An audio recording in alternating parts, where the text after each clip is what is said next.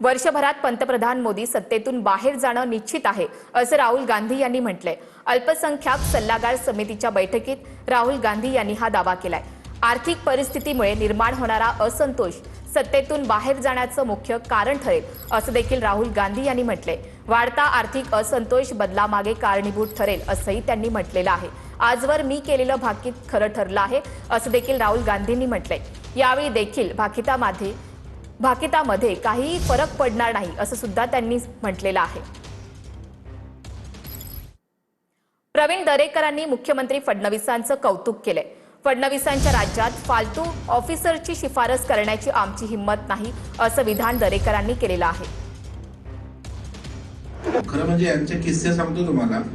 मी माझ्या विभागात डीसीपी यावा म्हणून मी सीपीना फोन केला आणि अर्थात देवेंद्रजींच्या राज्यामध्ये फालतू ऑफिसरची शिफारस करायची आमच्या राजकीय कुठल्याच नेत्यांची हिंमत नाही।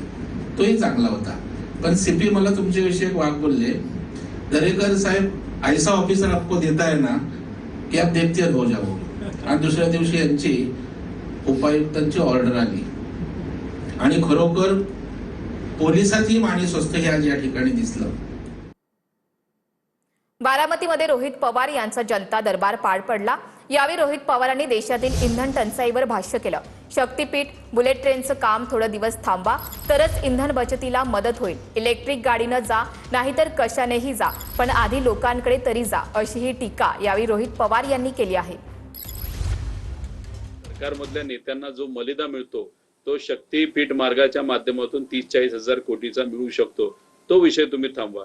जी आपली बुलेट ट्रेन आहे त्याचं काम थोडा दिवस तुम्ही त्या ठिकाणी थांबवा, मगच कुठेतरी मदत होईल। आणि मला कृपा करून सांगायचंय, इलेक्ट्रिक गाडीमध्ये जावा नाहीतर कशात जायचंय जावा, पण जरा लोकांकडे जावा। आम्ही अनुसूचित जातीमधील उपवर्गीकरणाच्या विरोधात आहोत असं आनंदराज आंबेडकर यांनी म्हटलंय। आरक्षण संपवण्याचा प्रयत्न सुरू आहे का असा सवाल सुद्धा त्यांनी केलाय। उपवर्गीकरण संविधान विरोधी आहे असं देखील आनंदराज आंबेडकर यांनी म्हटलंय।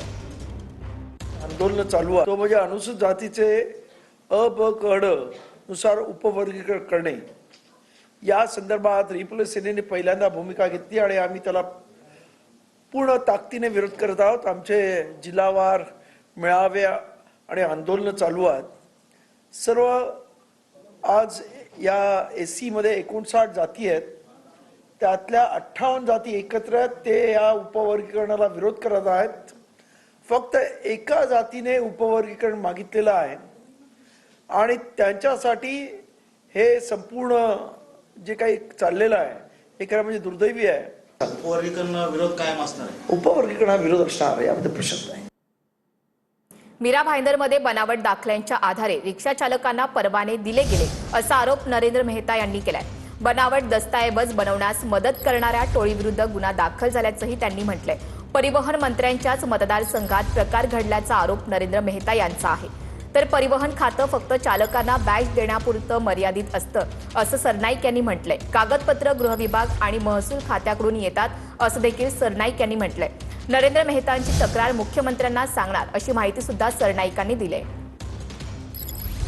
या प्रमाणपत्र ज्या आधारे ज्या लोकांनी याचा वापर करून कोणाला फायदा पोहोचवलं, मग त्या अधिकाऱ्यावर गुन्हा दाखल व्हायला नको का? मग त्यांच्यावर पण हे दाखल झालं पाहिजे असं आमचं मत आहे। आणि ज्या वेळपासून सरनाईक साहेब मंत्री झाले त्यावेळपासून जास्तच चाललाय। मंत्री महोदय हे दिखाने के दात और खाने के और, त्या सगळ्या संगनमताने होत आहे। जो अधिकारी लाखो रुपये देऊन खुर्चीवर बसलाय त्याला वाचवण्याचं काम मंत्री महोदय करत आहे। परिवहन खातं हे फक्त बॅज देण्यापुरतं मर्यादित असतात।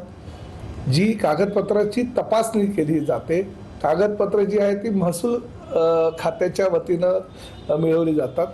त्याची तपासणी पोलीस व्हेरिफिकेशन म्हणजे पोलीस खात्याकडनं केलं जातं आणि त्या माध्यमातून आम्ही बॅज देतो किंवा परमिट देतो। हे आता परिवहन खात्यावर आरोप करत असताना कदाचित काही लोकांना माहिती नसेल की महसूल खातं आणि गृह खातं हे कुणाकडे आहे याची शहानिशा न करता त्यांनी जर तसा आरोप केला असेल तर माननीय मुख्यमंत्री आणि माननीय महसूल मंत्री यांना स्वतः भेटून सांगेल की आमदार नरेंद्र मेहता यांची तक्रार आहे तुमच्याविषयी, तुमच्या खात्याविषयी, तर त्यांच्या तक्रारीची तपासणी